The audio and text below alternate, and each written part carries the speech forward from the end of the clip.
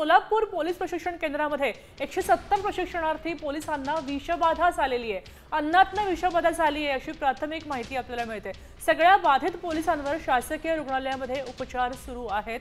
तर काल संध्याकाळी या सत्रामध्ये प्रशिक्षणार्थींना उलटी आणि जुलाब झाले होते, मळमळ त्रास झाला होता आणि त्यानंतर आज ही बातमी समोर येते। तब्बल 170 पोलिसांना विषबाधा झाल्याचे कळते। आपल्यासोबत विश्वभूषण लिमाई जोडले गेलेले आहेत।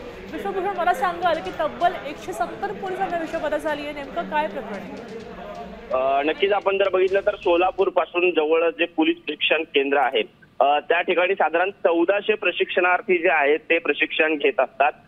मात्र काल तब्बल 170 प्रशिक्षणार्थ्यांना विषबाधा झालेली आहे। खरं तर त्यांच्या अन्नातून ही विषबाधा झाल्याची प्राथमिक माहिती समोर येते आणि त्यांना कालच तात्काळ सोलापूरचं जे शासकीय रुग्णालय आहे त्या ठिकाणी दाखल करण्यात आलेलं आहे। त्यांच्यावरती सोलापूरच्या शासकीय रुग्णालयामध्ये सध्या उपचार सुरू आहेत आणि त्यांच्यावरती उपचार सुरू असताना त्यांच्या सर्वांची प्रकृती आता सध्या स्थिर असल्याची प्राथमिक माहिती समोर येते।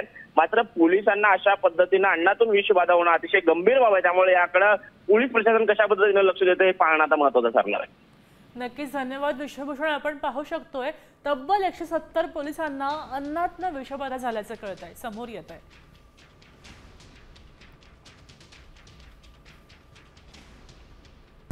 आता isakal.com आहे देशातील नंबर 1 ची मराठी न्यूज वेबसाईट। प्रत्येक अपडेटसाठी isakal.com ला नक्की भेट द्या।